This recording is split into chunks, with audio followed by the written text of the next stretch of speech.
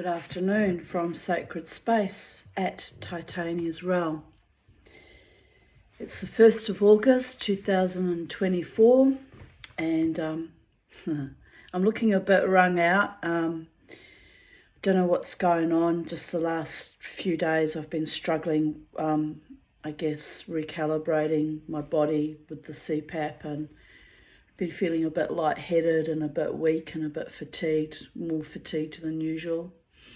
So, but I've pushed my way through it. As you know from my video a few days ago, I took my jewellery into a witchy shop to be displayed and put up for sale. And then yesterday I had to go and pick up my new CPAP machine and mask. So yeah, I was not feeling all that great yesterday either. And then today I'm still feeling a bit kind of woozy, but it's a beautiful day. And as always, the Tanya, the psychedelic dreamer, Miss Five, Mama T, all aspects of my personality, my persona is fighting through and fighting on and living her best life. So I've been out in the sunshine with Charlie, which was lovely and soothing. And then I thought, well, Rati came to clean, she just left. So I thought, well, time to make another video. Then I might crawl into bed afterwards, depending on how I feel, or watch a nice movie or something on Netflix. So it's all good. It's all very good. Today's memories are going to be a bit fraught because it's the anniversary of Beauregard's death 1 year ago. So it's titled Love Addictions Suck. Hopefully I never have one of those ever again. Like psychic vampires and leeches, I heal myself to the 10th generation before me, which is probably where all those really bad emotional programming stemmed from, all the intergenerational trauma and the love addictions I acquired. I know my father was definitely a love addict, addicted to my mother. And my mother, being, the eternal narcissist, really didn't give a fuck and manipulated all the men in her life and was ruthless, actually. So there is that. That's why I never wanted to be that person, because there is a history, darlings. But anyway, on we go and on we go, soldiering on, taking delight in the magical and beautiful things that happen to me on a daily basis, along with processing ancient traumas as well. It's probably why every now and then I kind of fall into a bit of a heat, because it's emotionally, mentally draining to keep holding myself up above turgid, flotsam and jetsam, the wreckage of my life. Some days I win, some days I lose, some days I defiantly, triumphantly dance. So when you see that going on, people of Earth, just allow it, that I'm reviving myself and gifting myself powerful, potent, magical energy to get me through the rest of my week usually. Bearing in mind, I don't have, a loving life partner here with me. I've only got a few sweet, sweet fantasies, baby. And I don't have family. And the only people I see is Lynn or Jared. I don't see Jared very often now. I saw Lynn through the week, but, I live a fairly isolated lifestyle, Monday till Sunday till Friday. Or even Saturday till Friday. And then I have my one night out to rejoice in what's left of my life, or to rejoice in my future that I'm creating every day in every way with every breath. I have that one night of, joyous, magical, wondrous dance. And then I go back, home alone to my bird and my spirits and my sacred space garden. So it's a bit weird, I know, I get it. It's weird to most people who don't don't understand what it is I've fought back from. But it works for me, and I enjoy it, my one night of dancing, and I intend to carry on with it, regardless of what anyone else thinks of me, because someone's always going to think badly of someone.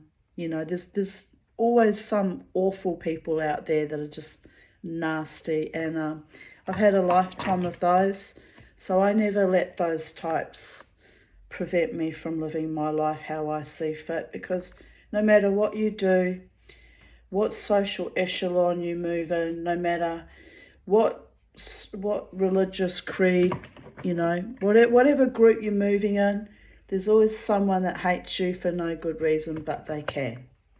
And if you let them, get to you or destroy you, then that's on you, babies, because you have to fight for your own rights to not just party but exist in the world and keep your own mind and your own values cobbled together, your own spirituality at times, and live your own life. Don't let other people tell you who to be and how to be. And I know it's scary when I get going, because I actually do have significantly poorer health outcomes than most people. But those small, self-determined, vivacious, vibrant, wild bursts of potent energy are my energy, gifted and curated and protected by the gods. So it's very, very important for me to have my dance. And if I get ever mandated out again by our idiotic government, then the dance will continue in my own home like it did for the 6 months when I was mandated out by malfeasant, ignorant assholes, by the way. The dance will continue until I can't physically either stand up and walk and dance anymore, or I've died. And knowing me the way I know me, you'll probably be dancing with my ghost in certain venues if I decide that I want to keep an eye on things and make sure that everyone's having a wild old time. I'll still probably float past from time to time, depending on what the Holy One, what mission he has for me next when I cross into the other side eventually. It'll be astonishing, I guess. I'll be astonished, I know that for a fact, to have finally made it, given how many times I have nearly died in this incarnation, in this physical body, in this existence alone. So, and as I said, it's not death. There is no actual death. It's just dying at the mercy of some arsehole that scares me, Dying in hospitals where you're medazzolined because they just see you as a useless eater or an inconvenience. That scares me. Or being in an Alzheimer's ward, being pretty much neglected and tortured on a daily basis. That scares me because I've witnessed it. But anyway, dark thoughts. We have to recalibrate from the dark thoughts. It's going to be a bit dark today because Beauregard's death, but there's so much beauty and goodness and sweetness in the world, so I'm holding on for that too, babies. Today's cover photo is rather trite and sweet.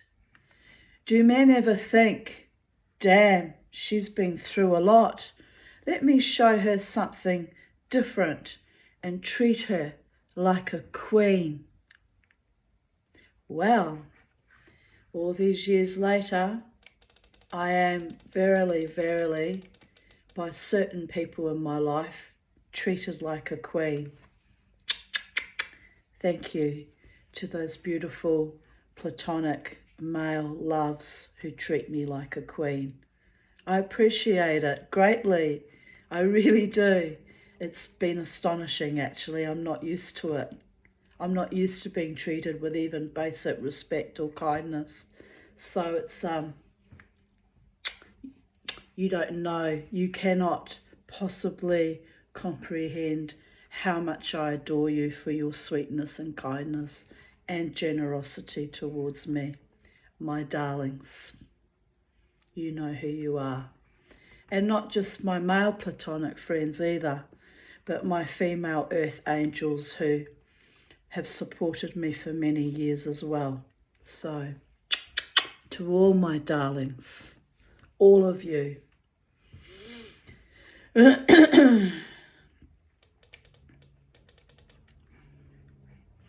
1st of August 2024, I wrote this. This was the first thing I wrote upon waking up this morning at 10 to 7.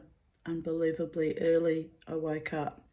But I went to bed very early last night because I was just so dizzy and weak and fatigued. I thought best thing to do is go to sleep.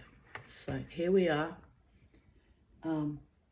It's going to be a little bit intense. So if you're not in one of the moods when you can tolerate the Tanya's intensity, I get it, because I have to live with my own intensity too, babies. So today might be the day that you turn me off if you're not feeling stabilised. Today marks the 1-year anniversary since Beauregard Aarons' death. I'm still not over the grief and abject horror of that day. It also marks 36 years since my migration to the city, an entire lifetime trapped in Brisbane. It's my nickname for Brisbane, Australia. By ignominy, treachery, poverty, cumulative trauma. Such a beautiful hellscape. Who knew? It is indeed an exquisitely beautiful city, but something really evil runs through its ley lines and floats down or up that river. It infests.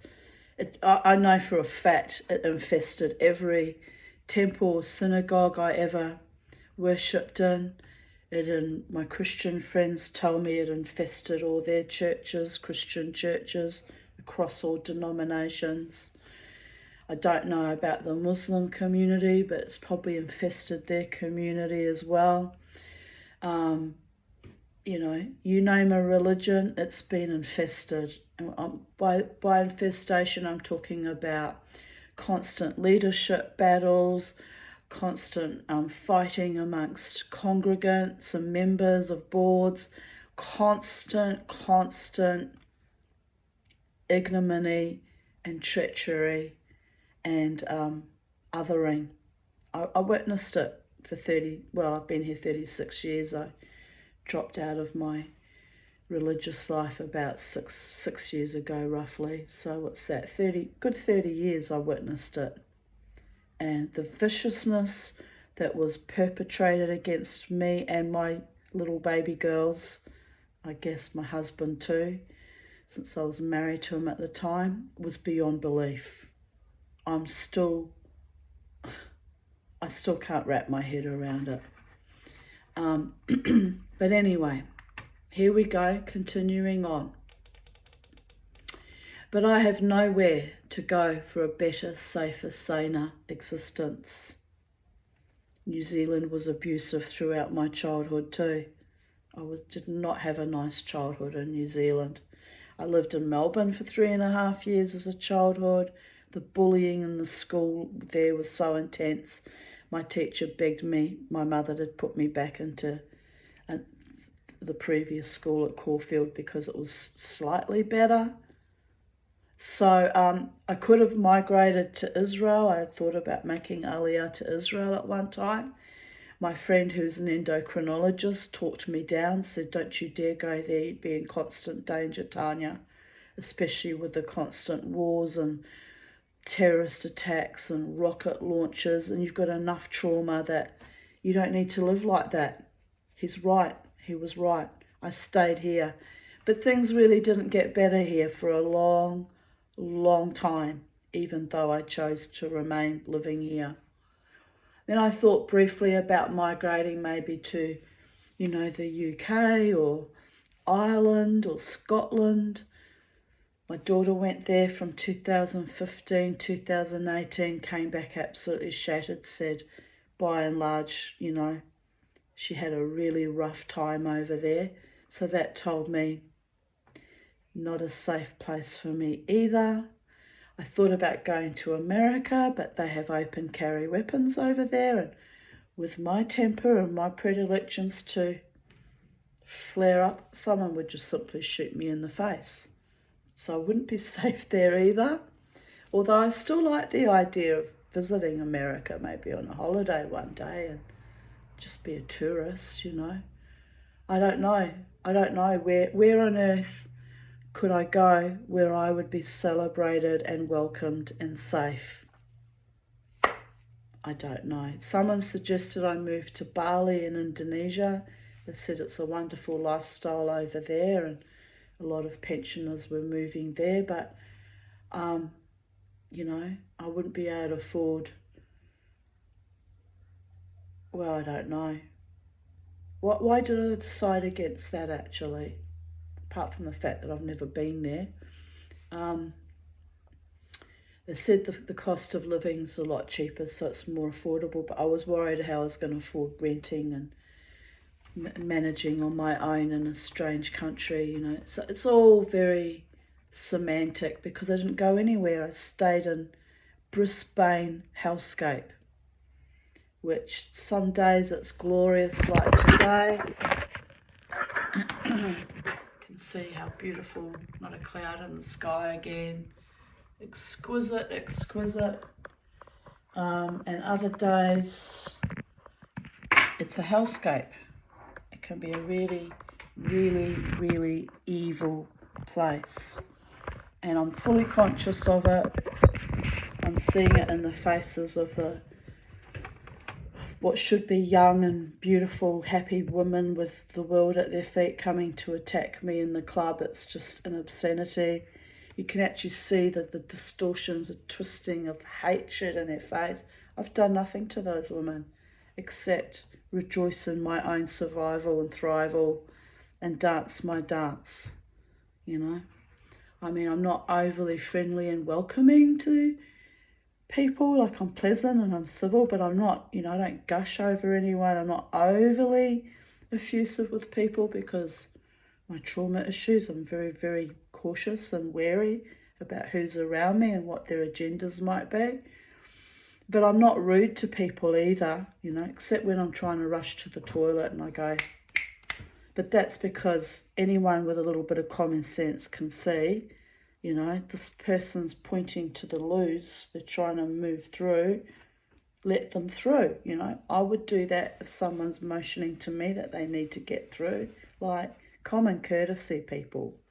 But bear in mind, late in the night, most people are drunk and their frontal lobes lopped off and they can't process the fact that Mama T might urgently need to pee, so I have to do this.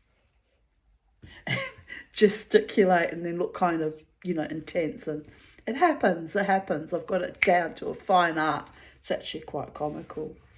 But anyway, one young woman behind me going to the loos last weekend said to me, "How do you do that?" I went, "I'm an old lady and I need to pee." I said, "Just stay in my wake, honey. I'll make way. I'll get you to the loo on time." She's like, "Oh, thank God." But apart from that one little bit of what looks like arrogant, obnoxious behaviour, I'm genuinely nice to most people unless they start giving me, hostility and aggression straight away. And then it's like, nah, fool. We will not be crossing this line with Mama T. Because I've done it. I've done my apprenticeship of pain in all sorts of vectors of society, by the way. So, when Mama T draws a line in the sand, thou shalt not cross because, even I can be astonished at how powerful I can be without even trying sometimes. It's very odd and unusual and quirky and weird, but it's who I am now. And I'm not going to change for anyone. It came at too high a price. The price was my own homes, my own businesses, having a loving partner, a loving family, a support network outside of my two very close friends. I paid the price, so I won't compromise. And I like who I am anyway. I'm a good person by and large. And I've got nothing to be ashamed of, really. Nothing at all. So on we go, as I wrote, but I've nowhere to go for a better, safer, saner existence. Grateful for my life, which is evening out now. After decades of therapy and with the staunch, devoted, determined support of my psychiatrist and truly loving friends. And I'm having a hot flush, which is weird because my skin feels cold to the touch. So there you go. It's truly a miraculous and wondrous gift. Life, not the hot flushes. The hot flushes are annoying. But yeah, I don't usually have them anymore, so it might be spiritual too. Let me repeat. It's truly a miraculous and wondrous gift. This survival to thrival. The gods of winter stole my dog out from under me, and life will never be the same again, but his spirit visits often. Charlie repeating his name frequently in recent weeks, which was a tad astonishing, as I didn't even know she had learned his name. Why is he here? Knowing Bobo as I do, to grant me extra courage, fortitude, and peace to navigate the next 6 to 12 months while I accommodate a new normal, having air forced into my airways so I can potentially function better, live better, wilder, freer, and more indomitable than ever before, because I won't be beaten back with chronic exhaustion and fatigue, people of Earth. I wonder what my mind might come up with then, what wonderful creations I might be able to give birth to into the world. Could be astonishing, except I can't imagine it right now because I'm still too bloody exhausted. Even though the aesthetics of it really will fuck my love life, so what? I am alone, have always been alone. No man with enough cojones to take me on anyway, or if they had enough cojones, they were always married or unavailable, because that's what the gods brought me, men who were unavailable to partner with me. Some because they literally had no cojones, no balls, no courage, no decency, no nobility, no couth. And some were just not available but would dearly have liked to have been with me, I think, if circumstances had been different. But I just have to accept that is the way things are, and it's not fair, and it's a bit cruel, but it's the way things are, So here we go on. I am not an ordinary woman or any ordinary soul. So the price I have to pay for that extraordinariness, fierce warrior goddess contrariness, refusal to be controlled, contained, constrained, convoluted by societal devolution like a fucking berserker train wreck is immense. It's cost me dear. Too much. Mama T feels quite brittle, like a carefully constructed glass mosaic on the edge of a crackling fault line, waiting for the earth to open up and fragment me yet again. Which historically, that has had a habit of continuously happening, by the way. But she knows, she capital S, meaning myself and I, by the way. She knows her own power now to rebuild, reconstruct, and restore her own kintsugi'd heart, and just keep dancing, flowing with the energy of life, and letting old paradigms dissolve back into the sands of time, and call up new life forces, new loves, stronger, better, more noble, more honouring of all that she is and ever shall be. To you, my beautiful ones. Those of you already in my life, albeit platonic, who love me immensely, I know, I've witnessed it. And those new loves that might yet arise that say, Tanya, let's go, girlfriend. We're going to work this out together as a couple and love each other for the rest of our lives on planet Earth, however long the gods allot to us. And we're going to be an intimate, loving couple, king to my queen. And it could happen. It might never happen, but it could happen. So it's sweet that I even still dream of that, my darlings, given what I know about human nature. But anyway, on we go. They tried to kill me many, many times. Now I must get up, dress up, show up, and dance wildly and triumphantly, only to return to mundanity and recalibrate my weary old ass for another week. It really is like that, people of Earth. It really is. It's what I do. Fly in the face of abject horror and ghastly trickster buffoonery and epic knavery and govern mental, draconian, malfeasant, perverted, anti-humanist, prime, evil, gross, globalist insanity. Find your vibe. Find your tribe. Support each other as much as is still humanly possible. No time for cowardice or obfuscation.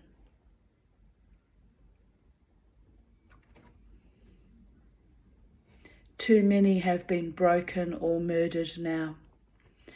So let there be music and art and the dance. And most precious and cherished of all, love. Deep, soul-nourishing love across all paradigms, dimensions, and in all vectors of our society. Matter of fact, I could do with an authentic, devoted lover right now.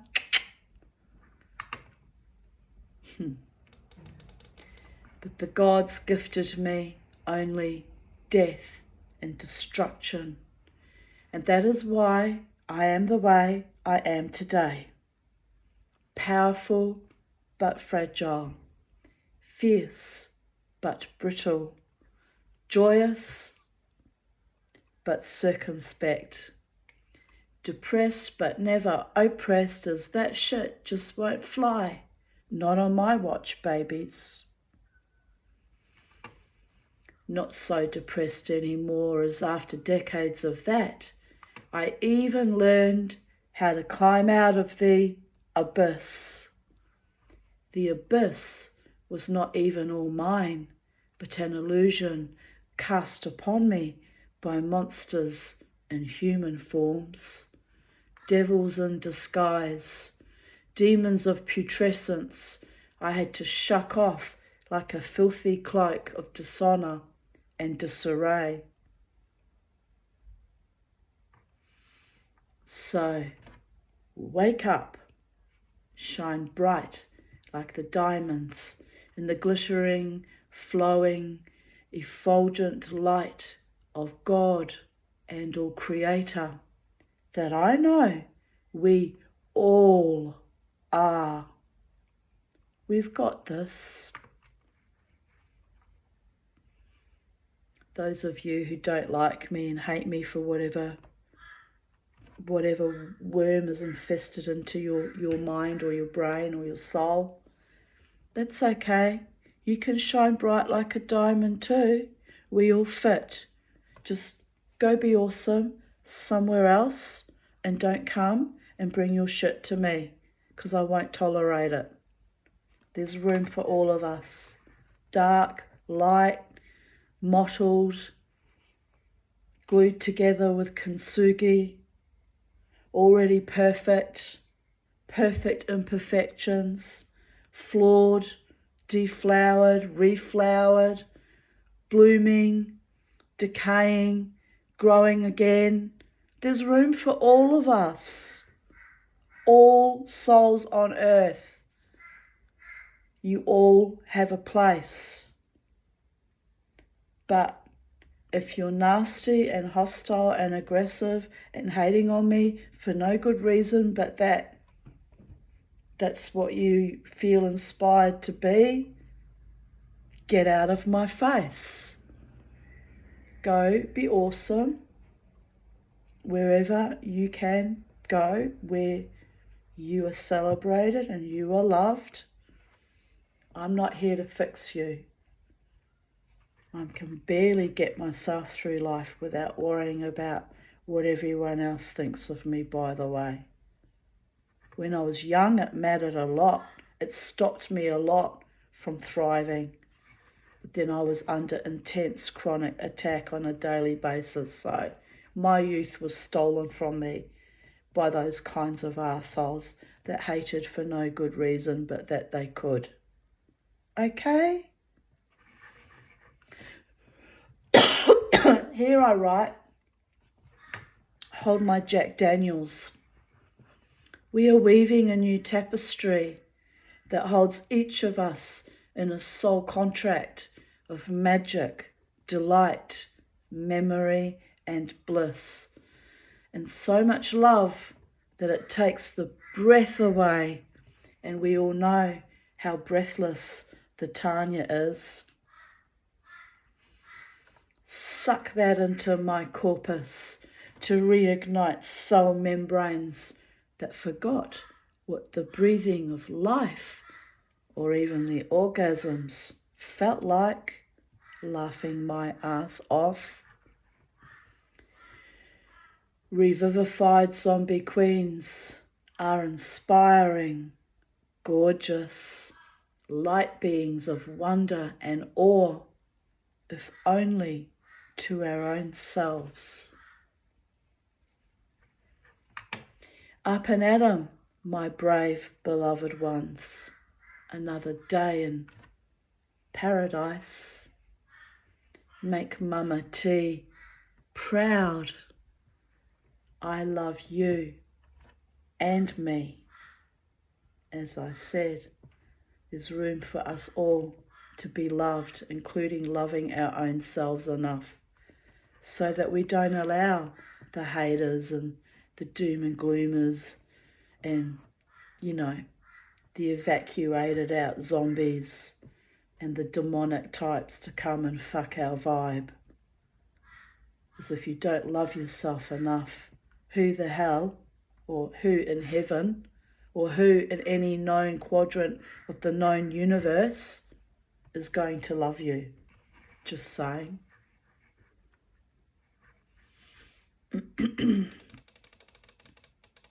11:11 a.m. Today is a powerful, potent day. Yes, it is. I'm feeling incredibly spiritually powerful, even though my body is dizzy and weak and a bit fragile today. I feel quite wonderful, even though I'm dizzy from CPAP. The sun is shining and I'm grounding with my riches. No, I did not write riches. I wrote tuchus. I'll have to quickly edit that. I did change it. I did. I changed it on my iPhone. So it's weird that it didn't change on this one. Where are we? Where are we? Oh no. I shouldn't have done that. Now it's doing weird things. Weird things.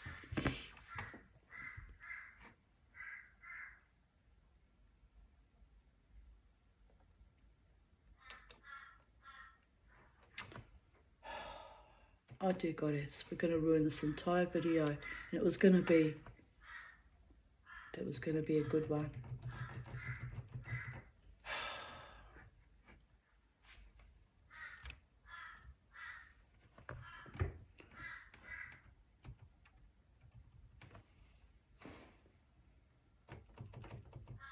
All right.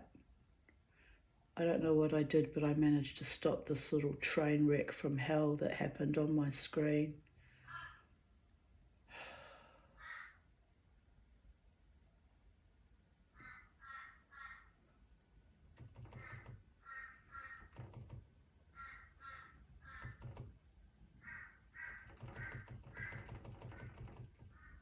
And we're down further anyway. It just, this computer, by the gods, it's driving me mental. I guess it's not that hard to drive me mental. Just have to not function properly and not work for me, and I go a bit mental. Because I'm actually, believe it or not, for all my acopic incoherence and ability to succeed, I'm actually a perfectionist too. You wouldn't know that about me, would you? It's driving me nuts. Here's another thing I definitely fixed is not right. Oh dear goddess. Well, anyway, I'll put save and publish and see what it does now.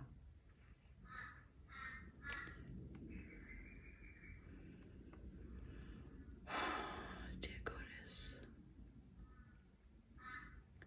Do you know who I could have been if I didn't have all these struggles with my laptop and my mental health issues in my entire life? Do you know who I could have been? Anyway, the gods laugh at me while I try and get my shit together, and that too is okay. Right.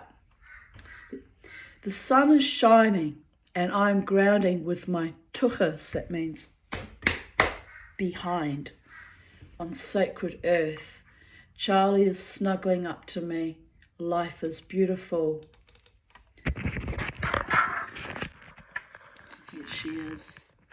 I've left her outside in the sunshine, locked up in her cage because the crows are hanging around, but I left her outside for a while. She was very clingy this morning. She's been a bit lonely. So I'll be joining her when I finish this video, no doubt.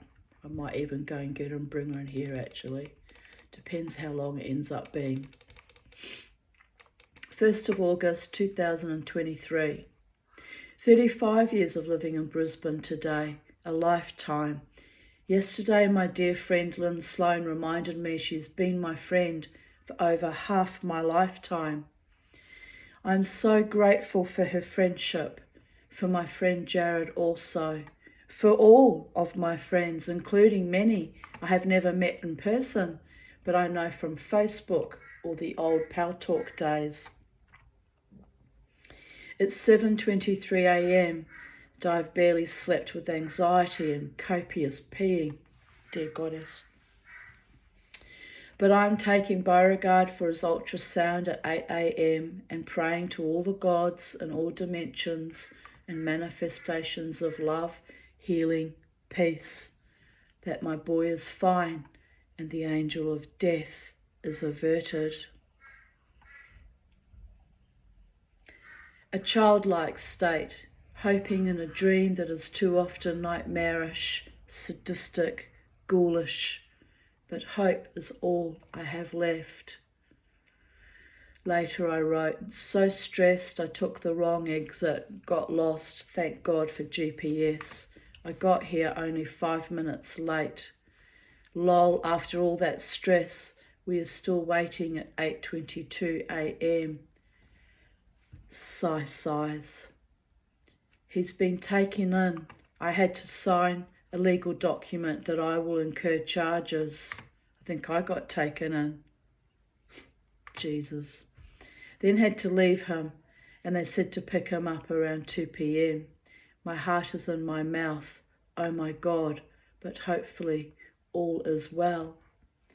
And a friend that I know from Facebook who lives in America, I've never met, but has been very supportive over the years, Joan Cat sent me a meme. And if you were to ask me after all that I've been through, do I still believe in magic? Yes, I do. Of course I do. I still believe in magic, but on the 1st of August, not even magic was capable of keeping my beautiful dog alive. And then she sent me a song named Magic, which was on YouTube. Very nice song. It's very sweet of her, trying to comfort me. I wrote back, lovely dear Joan, the magic of truly abiding, most loyal love always wins in the end. Somehow, sometime, some way. And my loving Beauregard is waiting for me on the other side. I know that much. But, well, here we are, living each day, holding our own on planet Earth. It's a bit astonishing, to be honest, given how many, many times I have not actually wanted to be here anymore. Well, what do I have to look forward to? Fucking nothing. But anyway, with the CPAP, maybe in 12 months, 6 to 12, or 5 to 12 months, because I've already been on it for a month. If I get better, by the will of all the gods, maybe life will be worth living at long last, and I'll have beautiful souls surrounding me and loving me back, and hopefully find a way to prosper in my own undertakings, and maybe life will be astonishingly better. It'll take a full 180-degree turnaround. But I've got to have faith in my own self, and my beautiful psychiatrist, who was so determined, and neurologist, both of them, was so determined that I have this treatment because they were convinced that it will keep me alive and give me quality of life. So that's why I finally submitted, even though personally I have my own doubts, but I've been a doubting Tanya before and been wrong, so there is that. Like when I thought I would never ever fall in love again as long as I lived. Nah, fool. We still have surprises for you there, Tanyala. But you have to laugh. It's kind of sweet sometimes how I stumble around like a giant toddler with my nappy hanging half off my ass, my tuchus, trying to navigate life on my own, you know, without family support, without a huge network of friends, just on my own with my attitude. And if it weren't for my psychiatrist and my close friends, I verily, verily would not have survived this long, by the way. And I know that for a fact. So very, very honoured to have such beautiful people in my life who do love me and care for me and want to see me happy and loved and thriving. I finally had a call after complaining to the AWL head office. Beauregard has 2 large tumours, so will need euthanisation. Oddly, they wanted to delay it yet another 3 days. I said, why do that? You already left him to suffer the past 3 days without proper treatment, and now he is already terminal. Why make him suffer another 3 days? Something does not make sense here. But I have arranged to go at 5 p.m, which I did not want to do because it was peak hour traffic and I was so traumatised and triggered all over the place. I should not have even been driving and I had no one to come to assist me. So it was fucking hellish to go through that on my own. But there was no other options. The vet says they are too busy to do it earlier, so now I have to fight through peak hour traffic in deep distress to retrieve my dead dog. A fucking nightmare. And then on the way back with his body beside me on the front seat, passenger seat, I got tailgated for about 3 kilometres as well by some fucking maniac in a ute. I mean, that whole experience that day was one of my worst days of my life. And as I said, I've been through many like that. That's in the top 10 worst days of my life. Not just losing the dog, but the abuse that went along with it.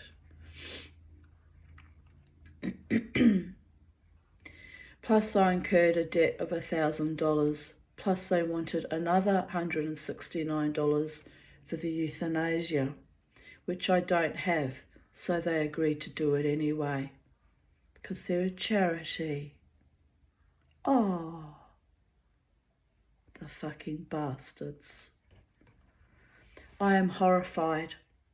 No more pets, as I can't cope with this level of sadism when they get ill or die.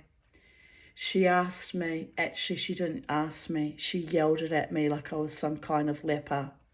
Can you afford the $600 for the ultrasound?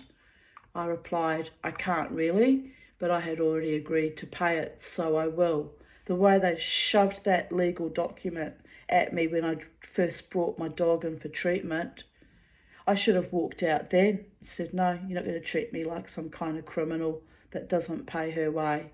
The bastards. It was just all so disrespectful and awful and venal, and the looks on their faces were all like this, just utterly demonic.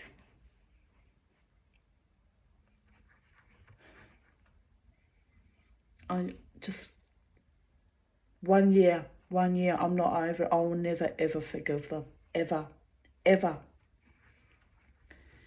Here I write, I think I might drive down now and wait at IKEA, as it will be insane driving at that time.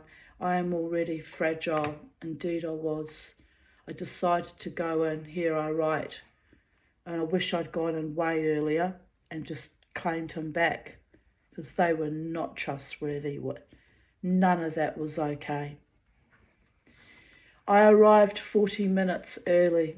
I wanted time with him before the euthanisation. I made him a promise I would never leave him, and I am furious I lost a whole day. That wasn't my fault, that was them withholding him from me, saying they were busy. They hadn't done the ultrasound yet. The bastards. They gave me a discount, meaning they didn't charge for the euthanisation, because they are a charity. Nice. That's me dripping sarcasm in case you don't know. Here he is. Last time I saw him alive. He was doped out of his mind. He could barely walk. I had to carry him outside. And then I could see he was already pretty much gone. He wasn't with us, our Bobo, he was gone. They drugged him out of his skull. Pre-euthanization, they'd already doped him. Nasty it was, all of it. Just all of it was nasty. My friend my cousin Melissa Rose wrote, "So sorry. I know how you feel. Has been down that path many times and it doesn't get any easier." And I won't go through all the comments because everyone just flowed so much love to me and Bobo. And it was very, very beautiful, all of it, you know, but nothing will ever bring him back. He's waiting on the other side for Mama, and that's what we had out of that whole fiasco. Here I wrote, time of death 5:05 p.m. He went very quickly and peacefully, heading home now.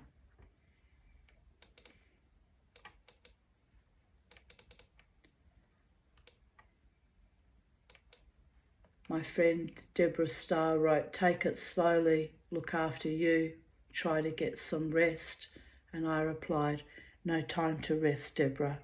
I'm burying him by torchlight and moonlight. As soon as I got home, we hit the ground running. The sun had already set. The only magical, beautiful thing out of that whole fucking nightmarish day was when I left that awful vet down at Daisy Hill. It's sort of like the road sort of curves around in a circle, like 180 degrees. You go around and you come back. Even the way the road's done is weird. So I had his body beside me, and I was facing, west. So I was looking literally at the setting sun, which was the most glorious, red, radiant, glowing sunset. And I looked at Bobo and I went, oh, you're going on the setting sun, my darling. And then I drove around the sort of road loops round, and then I was facing directly east, and there was the rising moon, which was so full and so pregnant with that amazing moon energy. And so we had the big full moon in the west. The big full moon in the east and the setting sun in the west, right? Two massive great orbs, the red setting sun and the rising moon, and me driving in the middle of that, And I just looked and I went, well, there you are, my boy. The gods have welcomed you home. There's the sign. And then we got tailgated all the way from the Gaza Road exit to almost to Logan Road. It was nasty. That was nasty too. There's so much evil happened that day. It was astonishing. My friend Rachel wrote, that's not good. What arseholes to treat you like this. Place in a written official complaint, as what I read from your comments from them was despicable. I support you 100%. And I wrote back, I did complain, but the end result is the same. Glad this ordeal is over. Poor Beauregard deserved better. Much, much better. And then Kelly Ann wrote, it's awful, eh? Pensioners apparently don't deserve companionship in the so-called lucky country. More like the lonely country. And I replied, they really hate us. They have ceded their souls. I hate having to live amongst them. The cold, dark, deathly zombie stares were astonishing. They really were. I think they were more, I really felt like I was living in the movie Them or Invasion of the Body Snatchers. It was that chilling and terrifying. But I wrote, but I know what I'm dealing with now, no longer in denial. I just finished burying Beauregard. I said Kaddish for him too, which is a Jewish mourner's prayer, which is really only meant for humans, but he deserved a Kaddish. Yes, he did, my beautiful boy. I didn't use the fluffy blanket this vet sent him home with, as it's nylon, so not biodegradable. I had to switch to a pure wool blanket. We had a long cuddle too. I actually had great difficulty in letting go and putting him in the ground, to be honest. But of course, only his spirit felt it. I kept a few snippets of his tail. My beloved one, I am still in shock.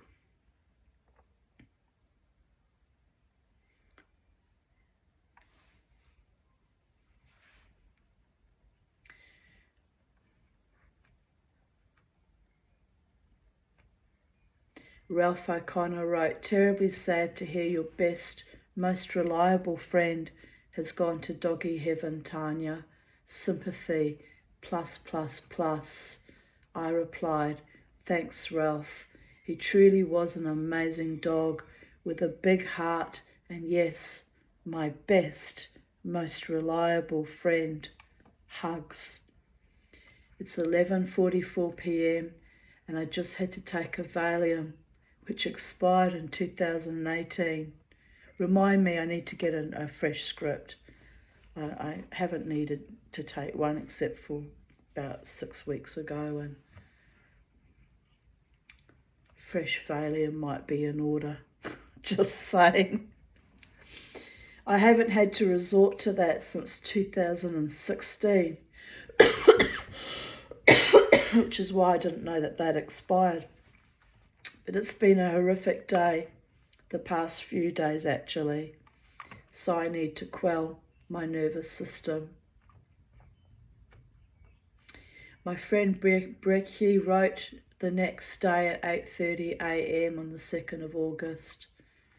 So sorry for you and him. He chose a magic moment with the full moon to howl with his brothers. And I replied, yes, he did indeed. 2 days ago we were sitting on the grass and a siren went by. He sat up on his haunches, threw his head back and howled in the sweetest, most plaintive voice. He loved to howl when the sirens were nearby. Now he can howl like a wolf with his wild kin in heaven. I hope I meet him again soon. Oh my goddess, how I miss him already. 1st of August 2022. Busy morning. My silver spoons arrived, so I'm tumbling them to clean them, then to decide if I am making earrings, or rings out of them. I pulled down some silver necklaces from around my four-poster bed, as they are badly tarnished also. It's a cold, bleak day. It rained earlier. So today is a good day to play with my spoons. They are a lovely pattern by Levi and Salomon with a Green Man design on them. Well, I decided it was the Green Man because I am mystical like that, laughing my ass off. I am in a strange sort of mood, like sitting on a fence, not knowing which side to jump off, anticipatory, a tad bored of my own environment, like a fish in a fishbowl, craving the vast, expansive ocean. Swim, little fish. Don't let the confines of time and space dampen your mood. In a millisecond of thought, you can be anywhere. Today marks the 34th anniversary of migrating to Brisbane. Oi. 1st of August 2021. Today marks the 31st anniversary of arriving to live permanently in Brisbane, Australia. 33 years stuck in this hellhole, dressed up as Pardis. That's Hebrew for paradise. Where else could I have lived where I might have been treated better? ? Armageddon? Blech. I woke up with an urge to pee in my usual reflux at exactly 1:11 a.m. Thanks, angels, for pinning my ear to mortal ground in this God-forsaken place. But yesterday was a good day. A hug and a kiss from my 91-year-old Elsa and kinship with her daughter-in-law Robin. I sailed my moods yesterday with great forbearance and aplomb, feeling rather weak and vulnerable, but also very much loved. So now I must put myself back to suspended animation and surf the astral for a few more hours. Important work to be done in the ether. It's another reason why I'm often very tired is I do a lot of spiritual work when I'm dreaming, by the way. And I come back often altered or recalibrated. Sometimes aspects of me have been healed. Sometimes I've been able to heal others, although I wouldn't lay guarantees on that. And sometimes I've been fighting demons, actual demons in my sleep. Sometimes I'm guiding souls, I don't know where, but obviously in the next dimension. So I come back utterly exhausted, and it's been very difficult to calibrate from my spiritual soul work into my physical, daily, mundane, daily existence in this body. It's why I'm a shaman. It's been a lifetime of sometimes fighting even with that. Psychedelic dreaming and time fighting, space banditing, and spiritual preparation for each new day that is gifted me in this time capsule of a decadent, corpulent vessel of flesh and sinew and carefully recalibrated heart. Good night. See you on the flip side. Phillips side. Laughing my ass off. Phillips is my maiden name. So I'm riffing on that kind of in-joke that you kind of have to be there to get that joke, I guess. But I find it hilarious. The flip side. The Phillips side. 1st of August 2020, 2:21 a.m. Not sleeping even though I'm physically exhausted. Time to knock myself on the head. Fake sleep until I make it to the astral. Lila Tov, good night. Yesterday I had my fortnightly debrief. I told my psychiatrist about the horrible way I had been devalued by former friends last week. I said, they treated me like trash. I said, I know I swear like a sailor, but I am not trash. Have never been trash. My doctor told me, no, you are not trash, Tanya. You are a wonderful person who gives so much of yourself, and although traumatized, you are deeply emotionally evolved. That man loves me. That man loves me like very few mortals on this planet have ever or will ever love me. As I said yesterday, he's more protective than any of my five father figures of my childhood. He simply outshines all of them, but they were trash and abusive and negligent and vile. So it wouldn't be hard to outshine them, by the way. But my psychiatrist is the most amazing man, and even sometimes we've had our fights in the past too. I've been confrontational with him too. And you know what's astonishing even about that? He would always say, you were right. You were right to be angry.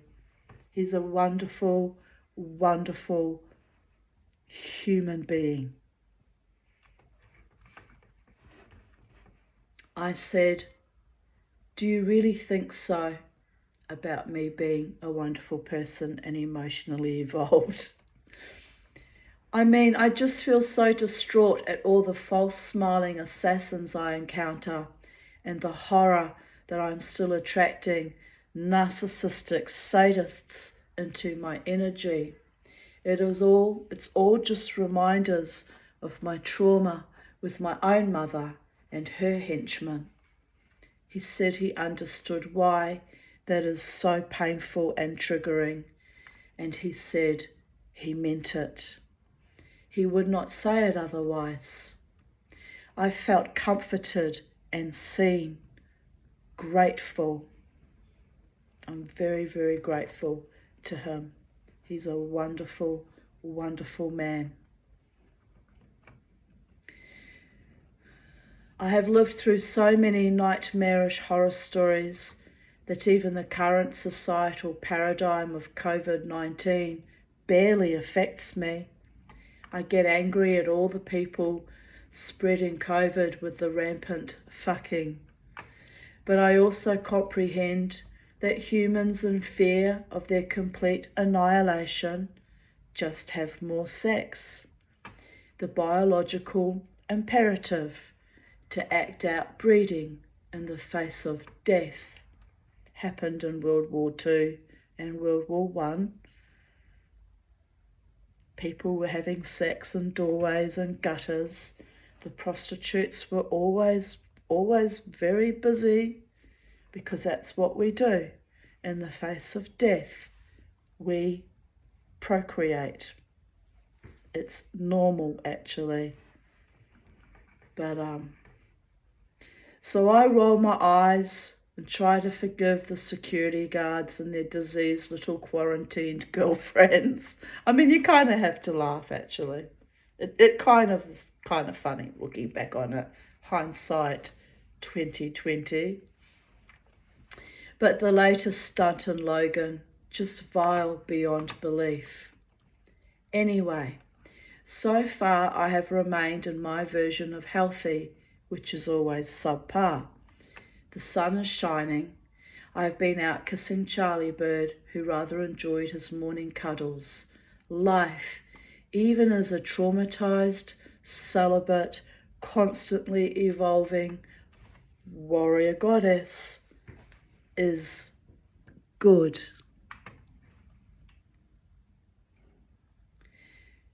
Here I posted an article, Astral Sex and Alien DNA. Who is the doctor behind the misleading COVID-19 video shared by Donald Trump? And I wrote, what the actual fuck? A licensed medical doctor? Who let this fucking dangerous, psychotic moron be a doctor? Jesus. There was so much craziness in our world, like actual insanity, promulgated by often doctors and scientists, as well as lay people during the height of the COVID paradigm, that it was just mind-blowingly astonishing. I would just sit there and look at the news and go, are you serious? Are you fucking serious? You could just see right through it if you're a trauma survivor like me. You could just cut through all the gaslighting and all the lying and all the obfuscating and all the victim blaming and all the, division between, those who believed in the programming and those who didn't go along with it. The dividing and conquering and the hatred and the othering, none of that was new to me. I lived through all that, being accused of being a Nazi in my Brisbane Jewish community in 1989, by the way. Othering, victimization of innocent people who were just showing up to pray in our holy temple, minding my own goddamn business, literally. victimization of my children and the constant pernicious attacks on my life that came after I left my marriage by fellow Jews in my community, lovers, men that were meant to love me and protect me and have my back and my front and my sides. So do you think I was scared of a fucking virus? Yes, I did catch it eventually last year, and yes, it's changed me. I'm a lot more fragile and emotional and weakened and looking for love and praying for love and hoping for love like never before, to the power of 10. I didn't give a fuck before. I'd be like, oh, I wish somebody loved me, but I would just shrug my shoulders and move on and get on with life. Now I'm actually deeply vulnerable and I don't like it one little bit. So I don't like being at the mercy of other humans, faking love or feigning friendship. I've done decades of that too. It's why I'm very, very, very, very, very wary. And, I'm surrounded by so many people flowing love to me now that I almost don't know what to do with it, whether I can actually believe in it or trust in it. It's almost miraculous. It's a complete 180 degree to how I was treated at the casino for 12 years, for example. It's been astonishing. Like my blood just runs cold with the shock of it, like not knowing when does the shoe fall. When does it turn vile again? But anyway, I know that if at any stage I'm told, well, you're not welcome anymore, we don't like you anymore, that I will survive, because I've survived all the other horrible things that happened to me throughout my entire life, including in very, very early childhood. I'm no longer just a survivor anymore. By the grace of the gods and my worthy psychiatrist who's fought for me for almost 14 years, I am a thriver. Yes, even though I still live in Housing Commission in reasonable poverty, I thrive by going out and dancing and by writing my truth and expressing my truth and living my truth, and by making my jewellery or other little art projects that I decide to make along the way.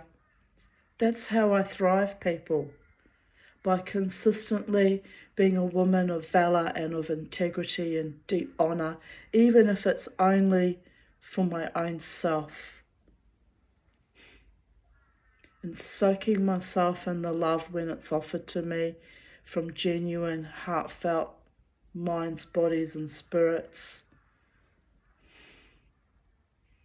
And letting the rest just get sloughed off. That's how I thrive, people.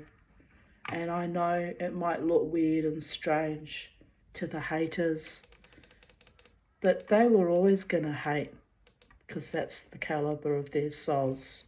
And I'm not responsible for their hate or their dishonour or lack of respect or othering. I'm really not. My beautiful Laura, who's a very funny woman, wrote, "Is that even possible?" about the astral sex and the alien stuff. It was just, I found that quite amusing. And here we are, we've got Bobo kisses. When Bobo was alive and well, looking after his mama, kissing me.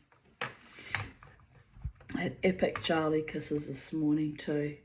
Epic kisses. Surrounded in so much love. So why should I be scared of some draconian government ideologies? Fuck that shit. Live in love, live in truth, live in honour until the day comes you don't live anymore. It is what it is, people of Earth. They are such good friends. Bobo was staring at a crow that was making a ruckus. He is very protective of Charlie. Yes, he was indeed. Very, very protective of her. Loved her dearly. And oh, the sibling rivalry and the massive fights. But the love was intense, people of Earth. You can't buy that. You can't buy it. You can't make it. It's just there, or it is not there. It's the greatest gift in life, is true, abiding, loyal, faithful love. By the gods, I hope to have that with a human man one day. I know it seems impossible and improbable, but that's my hopes and my dreams for my future. 1st of August 2019. Today marks the 31st anniversary of my migrating to Brisbane, although I lived in Melbourne for 3 years as a child. In total, it was actually 3.5 years actually when I think about it. In total, 34 years in Brisbane. So what is that now? 36 years in Brisbane, 39.5 years I've been an Australia, mate. But I only did my citizenship in 2000, so I've only been an Australian for 24 years. But this is my country. I live here according to the capricious whims of the gods, at the mercy of my own government.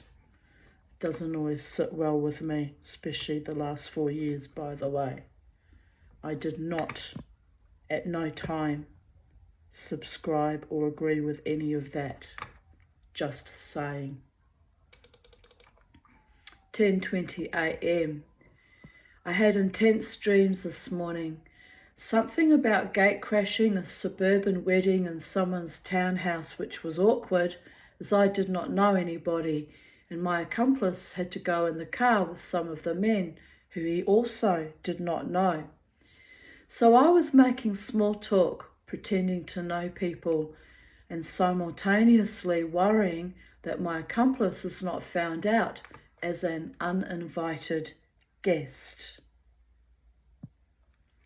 I was standing in their small kitchen. I even did a few dishes out of boredom, also an attempt to avoid the guests. Sounds like something I'd do in real life, actually. The bride and groom were in their 40s and both thought I belonged to the opposite friend or family circle. It was very anxiety-provoking and weird. I had announced earlier in the dream that I wanted to buy a box of chocolates and felt very self-conscious that I did not even have a gift. I spent some time nibbling on hors d'oeuvres and planning a dignified escape. That part was typical of me, how I usually feel at parties where I know very few people, planning a dignified escape or talking to their cat or dog. Animals never make me feel inadequate or a loser, laughing my ass off. In fact, they are very good conversationalists. It's like what happened at West End Drumming last Sunday. The people were just so fucking foul to me. I was very, very upset by that, actually, given how much support I've given over the years. But the little doggy came and just licked me all over and smiled and pressed herself into me wanting cuddles and was so loving and affectionate. I was like, well, if I'm here for no other reason, then it's just to enjoy the love from this little dog. And that's how I look at life. When humans let me down, as they historically have done in really, really epic ways, there's always some other sweet little soul around that truly sees me and values and cherishes me. Anyway, I continue writing. Odd way to start my day. I think the male accomplice was Dave, although why we were breaking into someone's wedding, I have no idea. In real life, we never got our relationship off the ground. As my psych observed yesterday, he had me in a long holding pattern. Well, I'm ready to let that shitty existence go. Meanwhile, maybe the wedding is a symbol of celebration, that I will always look at love relationships through others' experiences, as true love has long been denied me. I will not be gate crashing any weddings in real life though. I think I will keep myself busy with creative pursuits of my own. And here's my little fairy doll that I made, Queen Titania, which for some reason on Wednesday, Spirit told me not to take to try and sell at Spellbound Mana. I was instructed to take Lilith instead. And it's strange, that little fairy went all the way to Proserpine in Townsville and got sent back to me because my friend that demanded her actually complained that she was actually scared of dolls and felt creeped out. So on the internet in front of the whole world to see, mind you. So I arced up about it and said, but you actually asked for that fairy and now you dishonour my art and my craft and my workmanship. So she posted it back to me and that was the end of our friendship, which is also astonishing given that woman actually saved my life when I had attempted suicide and I thought would be my friend for the rest of our lives actually. So, as they say in English slang, nowt queerer than folk. You can never tell when the axe is going to fall. And this time it was over a fairy, Queen Titania of Titania's realm. Astonishing. So perhaps that's the other reason why the fairy realms or the angels forbade me selling her, because she's meant to stay with me for whatever reason. And it's a bit astonishing and a bit odd, but I obey. I obey the higher realms. Might not always obey humanoids, but I never ever disobey the gods, the angels, or even if I had, directives from the fairy realms, I wouldn't be disobeying them. They see everything and know everything all at once at the same time, unlike us humans who are often blinded by false friends or fake friends or superficial friends or worse, sadistic, disloyal, evil, perverted lovers. So definitely don't want to go through that ever, ever, ever again. But, life is long and humans are humans, so guess I just have to be circumspect. I finished making her hair last night. She just needs eyebrows and eyelashes and her necklace now. Then she will be done. Her hair turned out mighty big. I need to unpick the roses on her dress and find a better placement. They look like bollocks right now. And my other friends all wrote how beautiful she was and how well I'd done, which was very sweet and kind. 1st of August 2018. Today I celebrate 30 years of living in Brisbane after migrating here in 1988. I lived in Melbourne for 3 years during my childhood, 33 years in Australia. What did I say? It's 39 years now. By the gods. It's incredible. Time has just melted like a watch in a Salvatore Dali painting. So much horror and abuse I experienced here. Only truly free for the past 6 years, baby steps on my journey to wholeness, living an authentic life with bright, beautiful, kind, good people in my life. You know who you are, my gorgeous ones. May the gods bless you and keep you, the rare diamonds on my turgid, tormented walk that upheld me along the way. I would not be alive without you. And that also includes that former friend who threw my fairy toy back at me. She is one of the people that came to assist and is the reason why I'm still alive. Although, to be fair, I was only in a fucking fugue state and I might not have died. I might have been all right with or without her. However, I always acknowledge when people went over and beyond the call of duty to protect me. So that remains. That appreciation and gratitude remains. But I also did lovely things for her. I went to protect her when she was very ill. I thought she was dying, actually. That's how friendships are supposed to work. It's a two-way street, not a one-way blind dark alley where you get back-alleyed in more ways than one, darlings. Just saying. Utterly exhausted lately. I realised just now that I have been comfort feeding myself since the last tooth extraction, also craving more meat, which I don't usually eat a lot of. So my body is determined to heal, and so she will. Stubborn wench that cleaves to life even in spite of obvious absurdist reality checks. You go, Tanya. When in doubt, just keep going. I've had a lovely few days chatting to my friend Nigel in Paraparaumu and spending time on Monday with Julie and later with Jared and Crystal. I was so tired on Monday I went to bed early and let Crystal take my car to drive home, so she brought it back last night. Then I drove her home.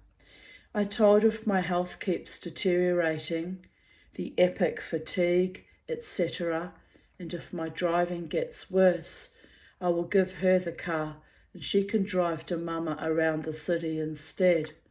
I suspect that time is imminent.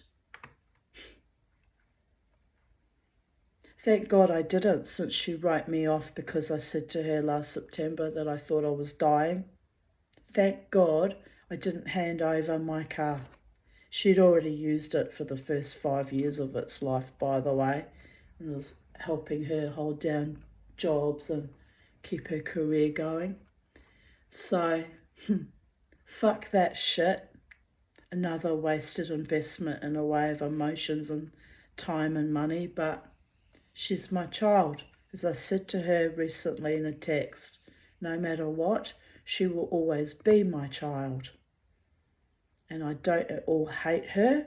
I'm just a little bit bitter about the way I was exploited, quite frankly.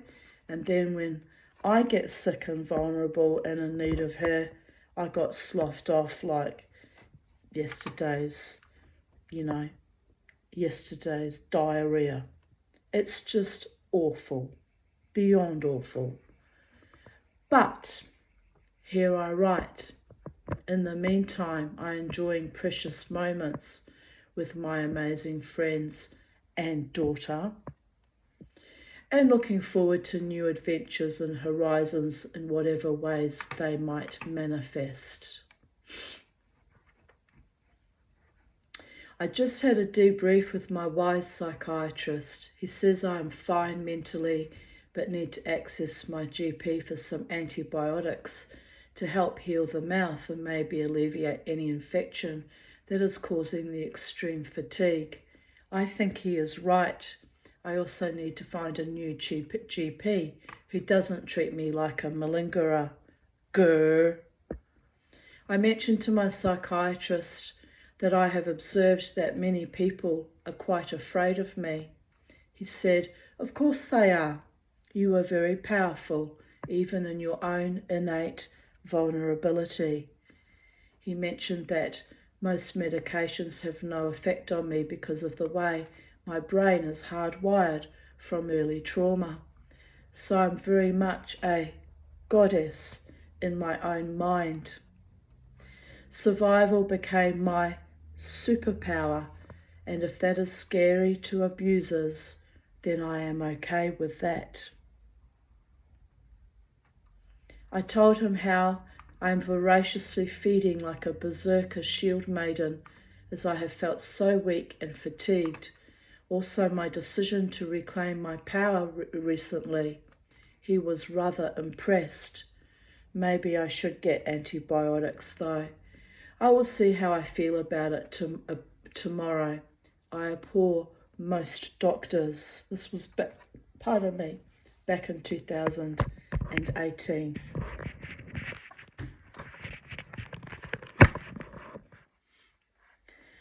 1st of August 2017. Awake and aware. Gorgeous morning. Getting my hair done today. I had a brief anxiety attack last night that I might sleep in too late, but was too tired to roll over and set the alarm on my iPhone, even to press the home button and ask Siri to do it. So I lay there fretting for several moments until I told myself, fuck it, what will be, will be. I fell asleep, awoke again at 1 a.m. No worries. The Tanya will be turbo boosted into wakefulness whether she likes it or not. And so it was, 9 a.m. Not too shabby.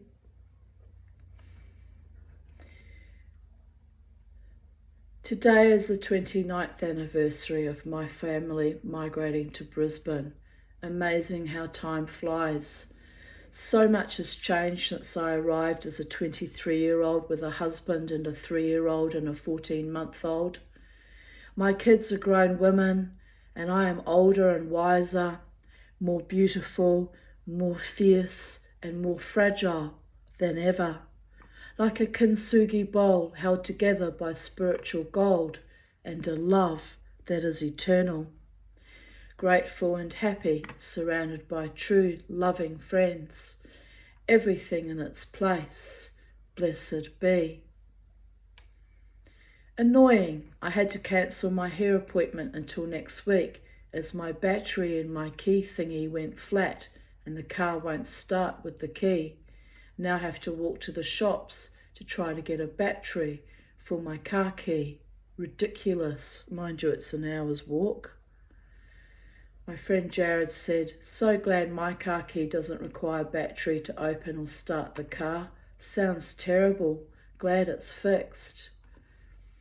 And I wrote, "I put a new battery in the one I always use as well as the spare. If it's still not working when I get home, you will hear me scream." From Redland Bay. Fuck it. Home and transponder still not working. So probably means I need a new battery. We'll have to go without the car until I can access a new battery. Arg. Try to call Mazda to find out if the car battery dying, not sure if this is the case, would cause the transponders, both now with new batteries, to not work. Call dropped out under new management. Receptionist obtuse. I just need the info to know if it is the car battery or not. Frustrating. Excuse me a moment, I'll be back shortly. I won't split the video, but I'll be back.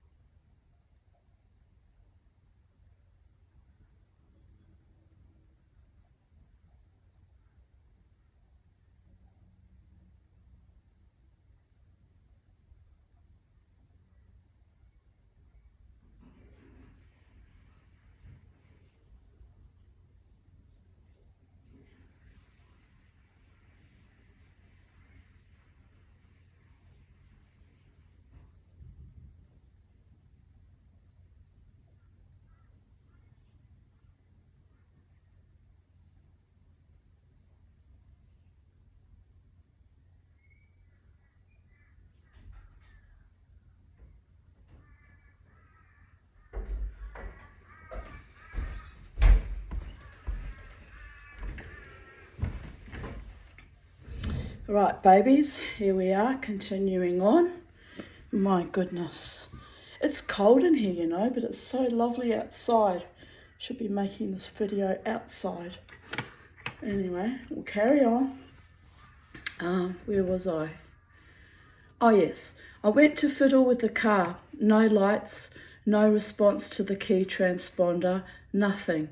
Opened bonnet, found battery, big motherfucker. Big, dead motherfucker. We'll have to get a new one, priced online, around $200. I don't have that much money, so basically I'm now without a car until the next advance in November. Thinking about getting rid of it altogether. Stressful, expensive, and now useless. Very upsetting, but no other options. I get a bit catastrophic, to be fair, when I have trouble with my car, because it just sits like a bloody garden ornament most of the time in my front driveway, especially as I've gotten older and not all that well. I hardly use it to go anywhere except to go grocery shopping or, you know, for my night out dancing on Friday nights. Sometimes, you know, Saturday nights as well, but, you know,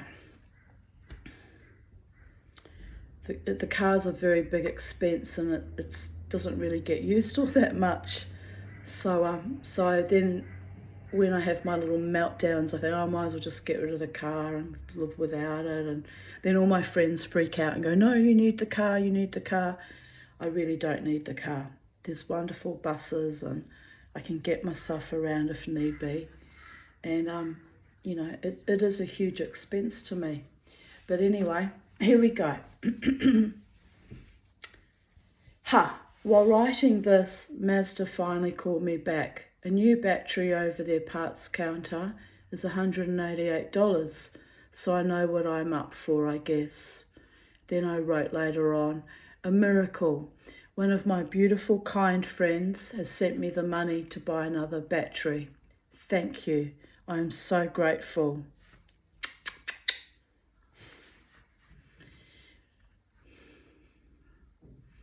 This is quite painful to read out too. I told you today was going to be heavy, but it's in response to a video. Kate Jenkins, Sex Discrimination Commissioner. Overall, 1 in 5 students were sexually harassed. And they're talking about Australian universities. So that triggered me to write this.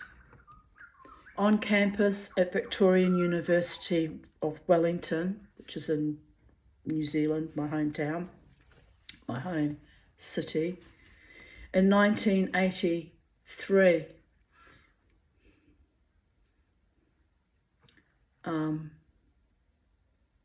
Yes, it was 1983. When I was 17, I was threatened with rape by an ultra-Orthodox Jewish male on the secluded walk down the hill to the city to catch a bus home.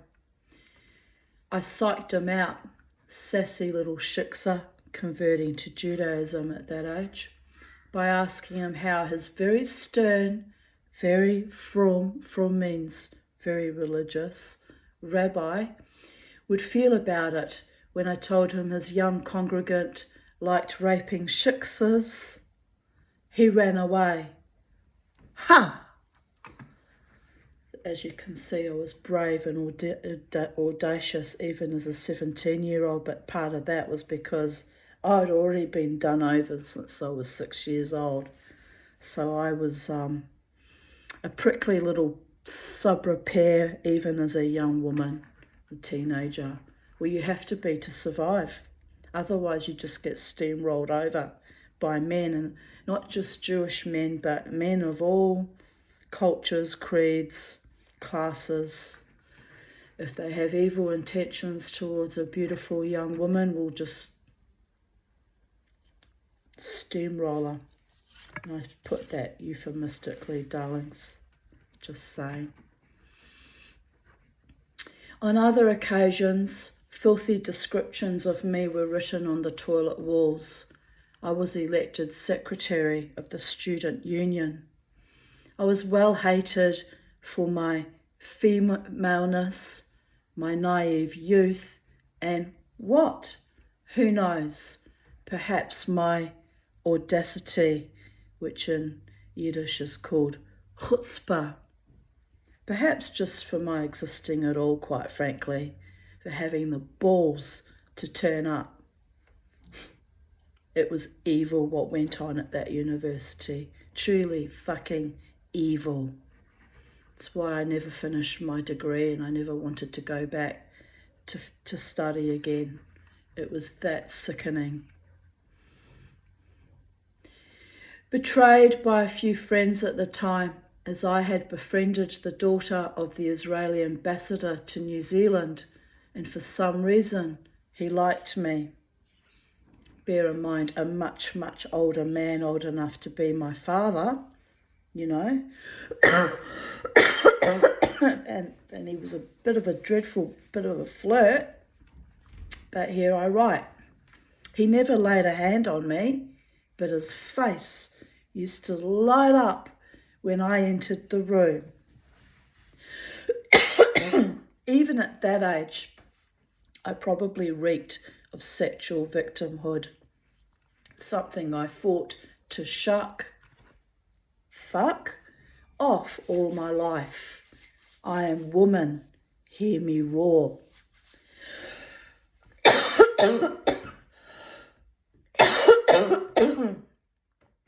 Anyway, sorry. Anyway, I left university without completing a degree to save my dignity. Yes, I did. Failing in some courses and the foul scribbling on the bogs, I was technically still a virgin and had not yet had a boyfriend. So those foul epithets cut me deeply. And perhaps if I hadn't been quite so traumatised since a very young age, I would have just laughed at it or would have rolled off my shoulder like water off a duck's back. But it was just so foul and ugly and dishonouring. And I just was trying to study and get a freaking BA at the very least.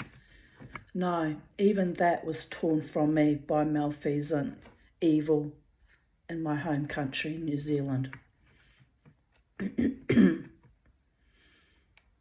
I have often been surrounded by powerful leaders, influencers, rabbis, etc.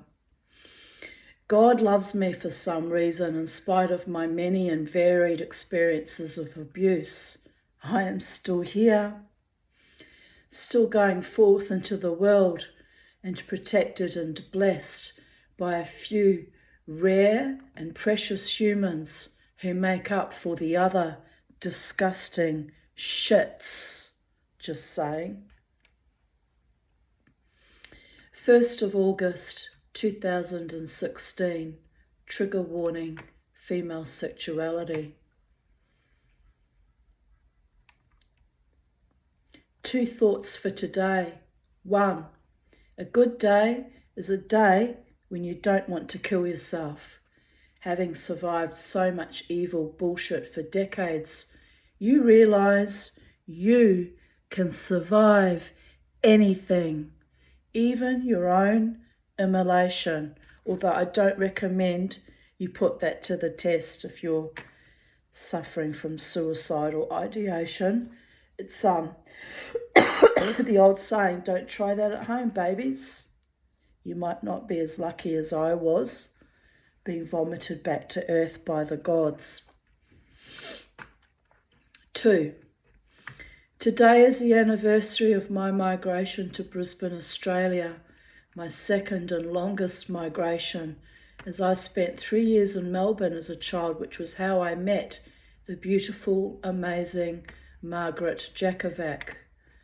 I think in her home country it was originally pronounced Yakovich, but it got anglicised, you know how it is when you're a migrant, you come to Australia, mate. They can't pronounce your name right, am I right? Never mind, my darlings. I arrived here in 1988. 28 years ago, a lifetime ago, so much has happened. Brisbane, the not so lucky country for me, but home. I no longer even barely think of New Zealand anymore as home, the place that betrayed me even in infancy and early childhood, that fostered so much abuse. Were it not for Lynn and June and Ewan Robertson in my early childhood, I would not be alive today. Sad but true. And here in Brisbane, another toxic wasteland. I was saved by Jared and Lynn and a few good rabbis.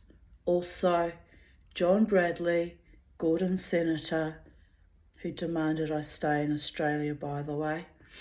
Harry Smith, real men, who cared to treat me with respect, although I'm still pissed off about that 2 band-aids and a cork quip. A certain someone, you know who you are, who cared to treat me with respect and loved me unconditionally.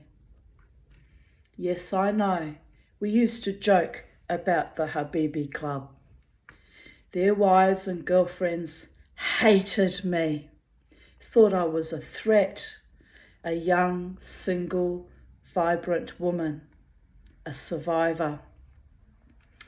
But I adored these kind, gentle, loving men who respected me and I believe saw me as I am. A pure but very damaged soul who just wanted a safe place to belong. In the end, no place has ever been safe for me. I create my own safe and sacred space. I still remember our joyous prayers at Kadima. Kadima? Kadima. I miss those days. But life moves on and friends go on their way and never come back and cut ties. They could not comprehend that I was never able to succeed or make it in this life. But I still honour them in my heart and mind, for their kindness and unconditional love kept me alive and relatively sane in my darkest hours. They were a great gift to me. It hurt me greatly when Harry died to hear his family refer to him as deranged. One of those eulogies from hell. It's amazing. I've gone to quite a few funerals over the years, including my mother's funeral, where the eulogies were so foul and inappropriate and disgusting that we just kind of sat there in kind of shock. It's just, a funeral is not the time to weaponize your discontent or your hatred to your loved ones. At least have the courtesy to do it to their fucking face while they're alive. Don't save it up for the funeral, you lackluster, low-level, zombie, demonic-infested, bloodless curs. Just saying. If you want to know something, my opinion of you, come and ask me and I'll tell it to your face. I won't wait till you're dead and mouldering away to kick you when you can't even speak for yourself anymore. I find that the lowest form of dishonour there is, actually. Everything I've said about my mother and my father and my half-sister and my daughters, I've told them to their face. I can't stand cowards and bullies. Anyway, he was a fine, noble, decent man. They called him stingy, lol. I put lol because knowing what I know about my own stepfather and how stingy he was to us, If you say about a family member being stingy, that very likely is true. You're allowed to have your truth, but just don't save it up for their death to kick them when they're down. I just find that just ugly, quite frankly. These people that used to look at me with such spite and condescension and hate, they showed their true colours that day. And I then understood why Dr. Harry Smith adored me. Because I'm an authentic person and very loving and very loyal. And if I've got something ugly to say to someone, they'll hear it from my lips, literally to God's ears as well. Living in a luxurious apartment that he laboured all his life as a specialist for, I did not value him for his status as a doctor or for his money. I valued him for his humour, his heart, his soul, his fiery passion for that hospital he fought so hard for his sense of justice, and even for the way his blind eyes would light up when he heard my voice. Is that Mrs. Aarons? Is that Tanya I hear? I would go to him, clasp his hands, laugh with him, chat to him.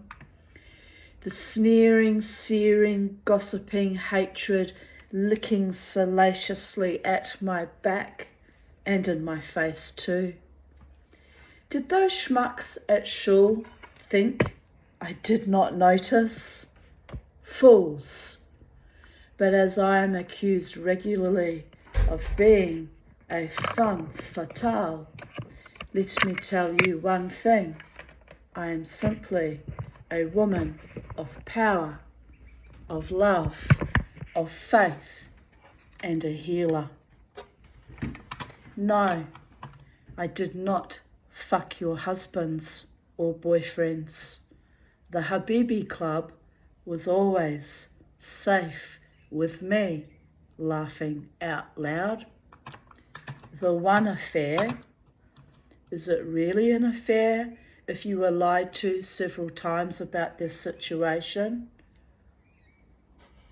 Was short-lived, and I was demonized for it, but only to the degree that I punished myself. I had to rethink my personal religious values. I had to cast them to the four winds. I even had to die to myself. One of my murderers was another former inhabitant of the land of Israel that broke me down, then invited me to the island of tears where my true spirit family, a young bogan who admired my dreadlocks and offered to take me away with him, this was back in 2003, people, made my Jewish friends look very small and very nasty indeed. Judge not, lest thou be judged. I kept my integrity, even as I was called slut and whore. But the men who I mention above never laid a hand on me in a sexual way, respected me. I stood in my own honour and integrity. True loves, people, that is what I admire and respect. Nobility amidst the ashes and Dreck is German and Yiddish for filth. Amidst the ashes and Dreck and even Shrek of my life. A l'chaim, a toast to the men and women who loved me in a good way. My friend Tarina wrote, cheers, kiss, kiss. And I wrote back, kiss, kiss, kiss. And Jared Nielsen wrote, Ishla Habibi, which was a running joke between himself and I. And I wrote back, Ishla.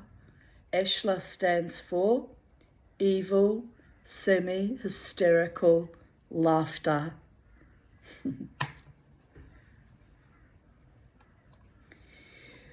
Watching Black Books with Jared has reinforced my ambition, intention, convocation, inspiration to buy a little shop, a little witchy book, gift, alternative shop.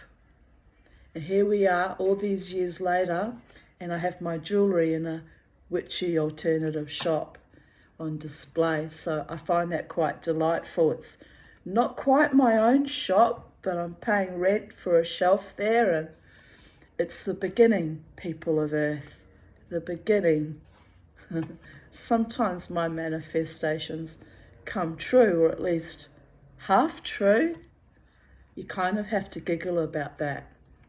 What year did I write this? Let's scroll back.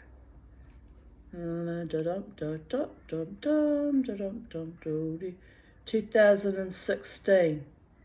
So it's taken 8 years for me to finally have my jewellery in a little witchy shop. Delightful. I think it will be good for my artistic, creative, psychotic self-expression. I could just move my entire household contents into a shop and sell the shit. I mean, exquisite stuff. I must remember that I can't read my own handwriting, nor can anyone else. So actual signage or communications will have to be typed or printed. Thank God for Facebook, which I can type on and edit and or delete as per my will. And Lynn wrote, I could move in next door and be Fran Katsunyama, and Jared could take turns at being either Bernard or Manny. We're referring to the comedy Black Books.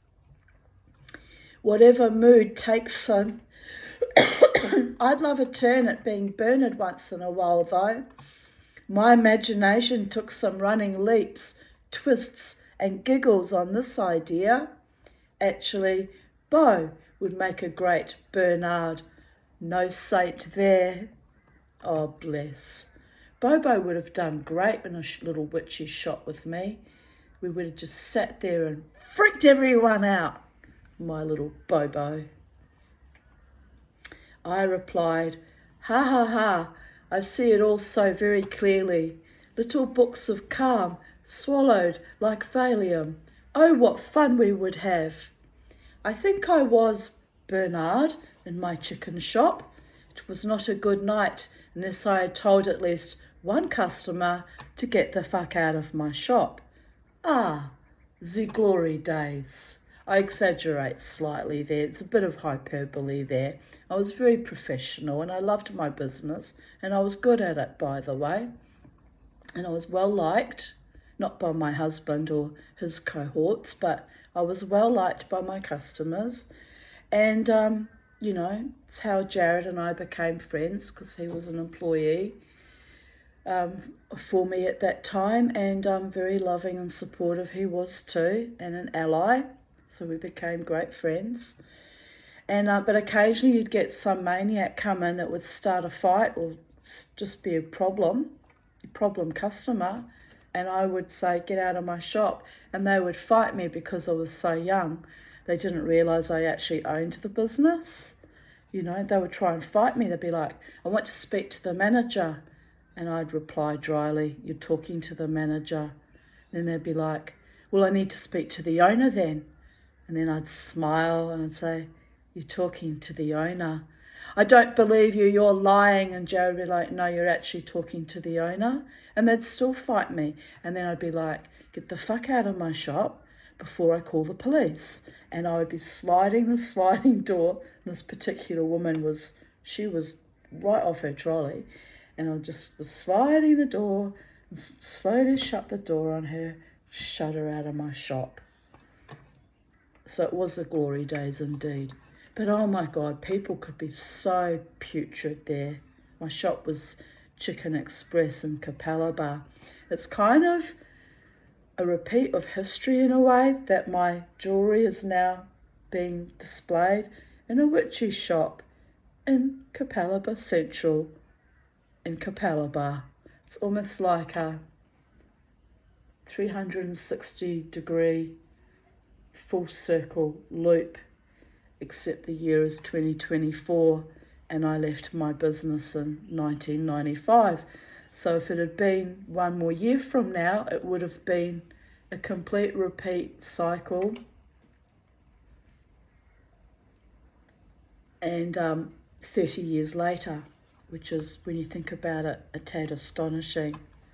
So it's 29 and a half years later to have that closed circuit, closed loop.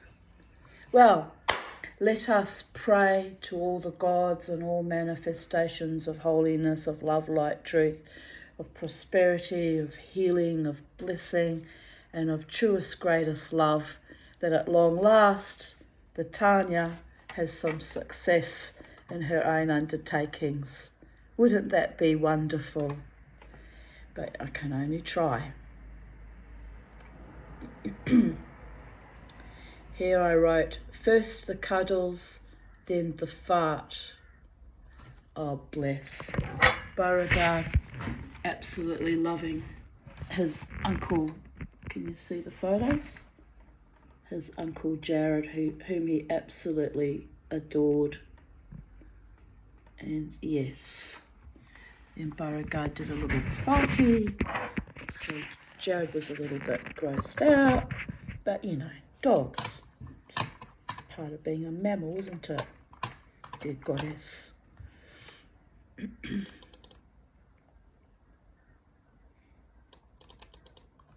Here he is, looking particularly cute because I needed to trim his nose hairs that used to get out of control and get a bit crazy looking. So I'm not sure if you can see it. But anyway, that was a beautiful face I used to wake up to every morning. Kellyanne wrote, that's so cute. I could do with a little dog cuddle today. Maybe someday I can afford another one. Boys are pretty sad. Today is a little better, but I think Denzel might struggle at school, half expecting a phone call to come and collect them both actually. She'd just lost her dog. I wrote, big hugs. I'm still not completely over Miss Bella Rosa's death either. Some dogs are extra special spirits, like people, and will always have a big part of our hearts. I had a wonderful time last night with Lynn. She bought us Chinese for dinner. It was absolutely delicious. We also went to see a movie. I'm actually quite hungry, thinking about what I should have to eat soon too. 2:22 p.m. Tonight and this afternoon, Jared and little Harvey is here. Jared is cooking our dinner. Sausages, mashed potatoes, and tomato and onion.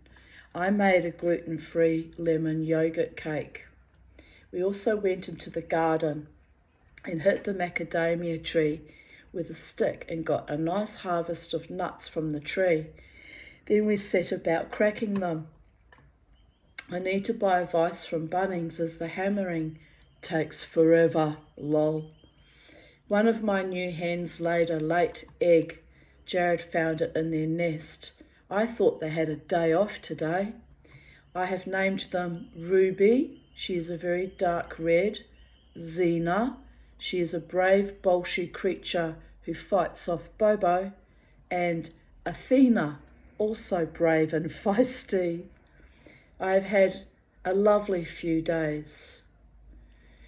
The joys of chicken ownership. I have shitty chicken pooped feet. No wonder my feet are enormous. All that manure.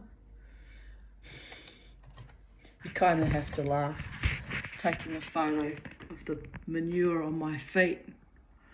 It's kind of a Phillipson joke, because my father used to always say to me, I've got such large feet that if I fell over, I'd reach halfway to Australia, and that I had too much manure in my feet. So I think that I was just kind of bemusing on that memory. Tarina wrote, lol, quick, plant your purse in it. Now that was an excellent idea, Tarina. I wonder if it would have worked. My cousin Robert Phillips, who was the elder Robert Phillips' cousin who got killed in a car accident in 2018, wrote, a man walks into a bar and says, I have a 45 automatic with 7 in the magazine and 1 in the chamber.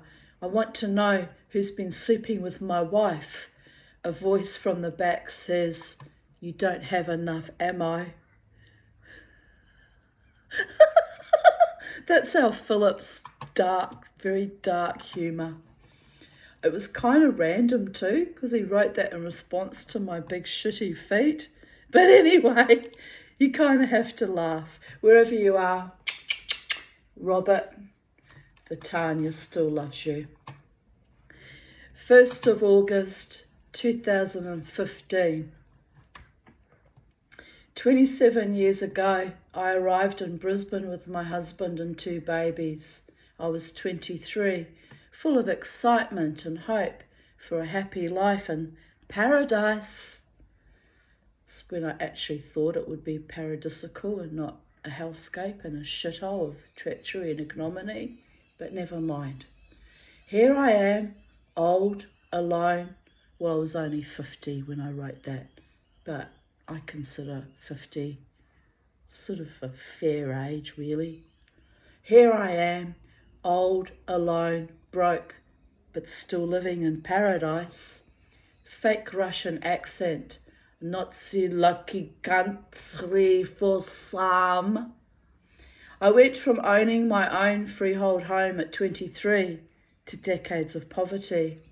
Every day in every way, I paid and still pay a heavy price for my freedom from abusers. It is still worth it, no matter how bad it gets, no matter how much they made me suffer. I would still choose freedom. Freedom is my soul happiness and soul strength. The sun is shining. I slept for 36 hours, had to knock myself out to cope with yet another motherfucking heartache. But today I think, fuck it, I am free. Imagine if I'd sold myself out to another abuser. It was close. I wanted him that much. Tanya. Phew, lucky escape. Tonight, psychedelic dreamer will dance and stomp and twirl and not give a fuck. Best thing to do when your heart is stone, your mind is molten rocky road mush, and your neshama says, don't worry, be happy. 'Cause even the gods, goddesses, fae, forces of nature, and the inimitable Holy One pity me now. They simply don't know what to do with my stubborn refusal to accept that I am not allowed to be loved by any man. Wow, that's how it felt back in 2015, babies. So my life is Heyoka the trickster, lived upside down and inside out, and forever the cosmic joke, the universal schmuck. Fuck it. What doesn't kill you makes you stronger. Another lie. It makes you embattled, scarred, leery, and sometimes bitter. My father's last words to me before I estrange the fucktard lunatic. Don't let yourself become bitter, Tanya. Easy for him to say, being the paedophile enabler that he, my mother and sister, were. I am not bitter, just self-aware, just tired of evil bullshit without end. Tired of trying for basic stuff that most other people enjoy. So I sit in my garden of sacred space and breathe the light and wait for Godot, who never comes. 1st of August 2014, 5:28 a.m. Good morning and good night. Time to schloof with Miss Penny singing me to sleep. Miss Penny was my cat, and that meant she was purring actually. God help me. Love for a certain person is just boiling over in my heart and mind, even though I am ignored, rejected, perhaps even abandoned. I almost have to laugh at myself, but this is getting absurd. I wonder how long I will suffer in vain over this one. Is it really suffering if I am also euphorically happy in my quest for love? My heart has made an epic fool of me so many times, but this time it feels real. Just seeing a photo that I took of him makes my heart do a little somersault. What is wrong with me? Oi, I have it bad. I can't wait to find the man I can grow up and grow old with. Lynn's suggestion is we had a little debrief tonight while Peter fixed my PC. I suspect I will be growing old alone, but I could be wrong. Growing old doesn't scare me. It was never really on the cards. However, the thought of being unloved for the rest of my life fills me with horror. Yes, it does, even today. Yet that is very likely to be my life, and I still throw 2-year-old tantrums of epic denial about this. 59, and I'm still throwing the tantrums about this, people of Earth. Why? I know my family of origin never loved me, and yet I have this crazy, romantic, almost desperate ideal that a man will love me for real. A total stranger with hormones and an alternate sense of reality. I am willing to bank on that, put all my emotions into that. Fuck that. Love is really insane, yet it is also the fabric of the universe. Pull one thread and the entire cloth unravels. For I have fallen into another black hole of desire, yearning, wishing, and dreaming, and I have no idea what awaits me on the other side. Dear God, for many years I dreamed of being alone and autonomous. Now, after almost 20 years, 29 and a half years, I want a partner. I know I changed my mind, but can we have a sign that I am not blossoming with love for a beautiful man for naught? Double negative makes a positive. From nothing, the Lord created universes upon universes. And me. Please share me with one good man who won't give up on me even when I get a little crazy. Love you. Amen. V'salah. Oh, and while I put in a request for my pathetic womanly needs, can we have world peace, abundant healthy food, and clean water for all the planet, no GMOs, and safety for all our fellow planetary inhabitants? Thank you, Adonai, in advance. Sweet, innit? Those were my most genuine, heartfelt intentions, by the way. 1st of August 2014, we're still in 2014. A boy kept complaining of jaw pain. Doctors were shocked by what they found. Oh my God. And here I replied, I think I have problems being a love junkie. I had teeth removed when I was 11, so I know how painful it is. Wow, 200 odd teeth? Freaky shit. Here I write, going out. I might be poor, broken, lonely, and an epic fool for love, but I still have camembert and crackers for breakfast. Smiley face. Living the psychedelic dream with and without love and money. Awesome. Now get out of my way, head fuckers, 'cause this Viking woman is back in the saddle. For my beautiful Jew crew, always a Jew first, warrior, Viking, witch second. Shabbat Shalom. I hope to see you all at the Peace Rally on Sunday at 2 p.m. Am Yisrael Chai. We will never let the bastards grind us down. Nil cabarendum et bastardos.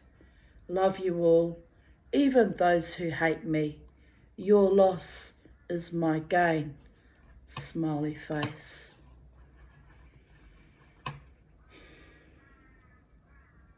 "10 years ago, I might add.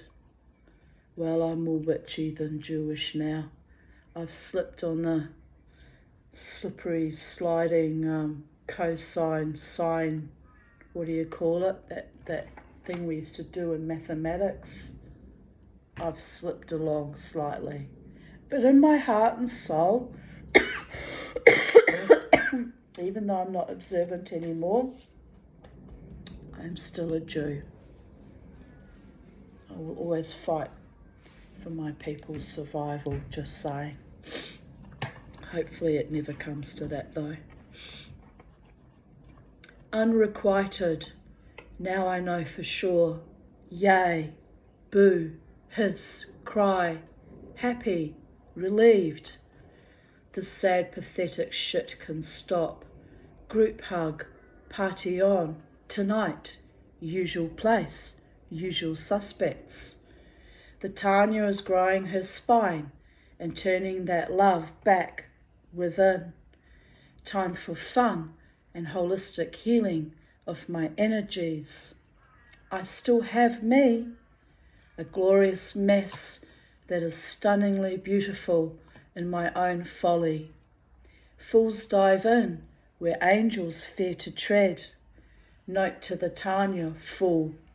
Avoid connections with angels or men who mimic the abandonment issues of my father David.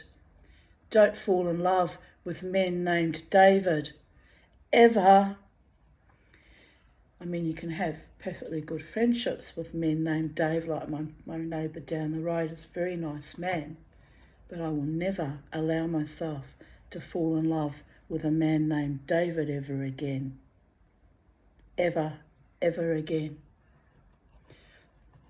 I'm tired of spiritually healing my fucked up relationship with my sociopath father. Tired of loving empty vessels. I know I am awesome, so why do I even waste my time on abusers, abandoners and liars?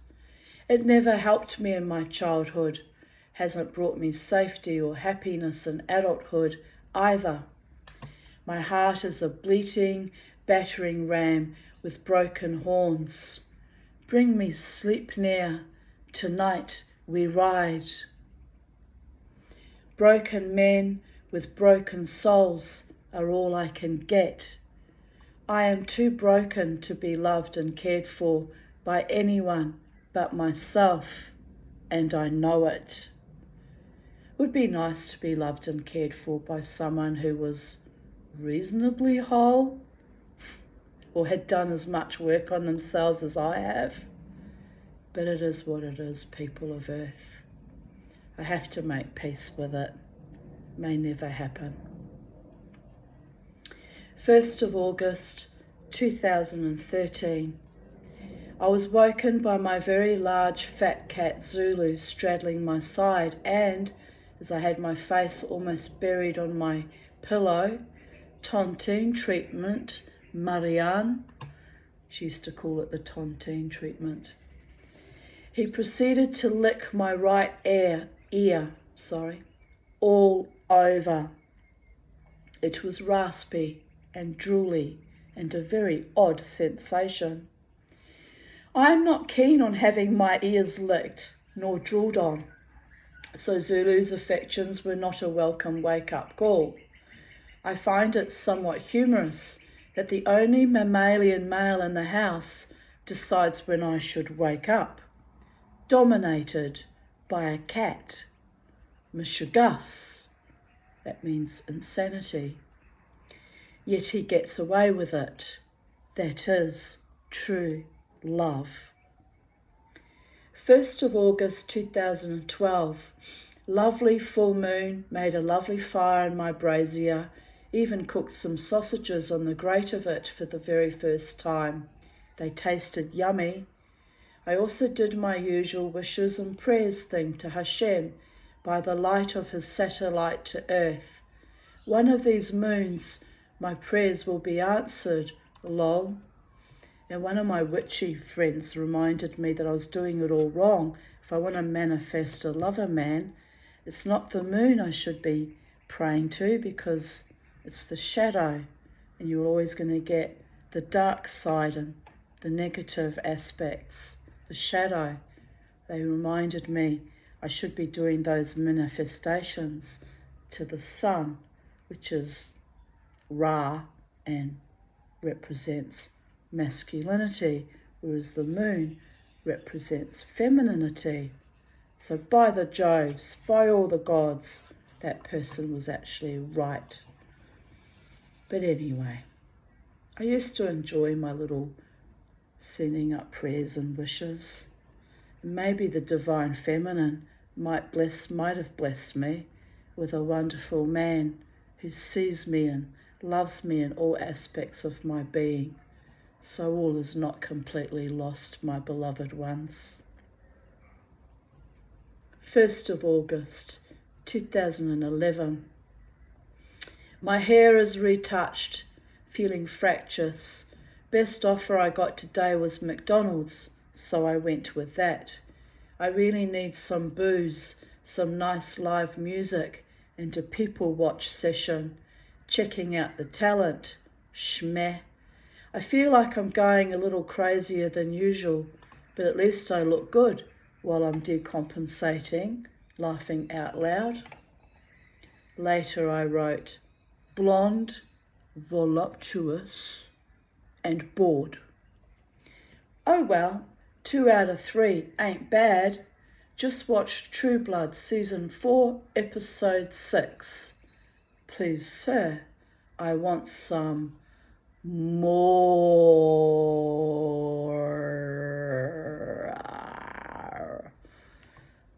Copyright Tanya Desiree Aarons. And this concludes today's readings of Even Date.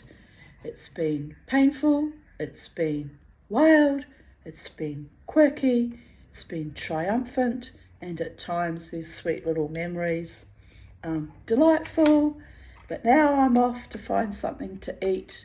So wherever you are in the space-time continuum, have a blessed, beautiful day and own your own power as I am doing daily and nightly even with my affliction of sleep apnea and other issues.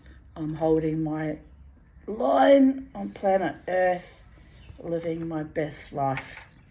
And tomorrow night, all being well, there will be my usual characteristic wild shamanic dance. Bye for now, my darlings.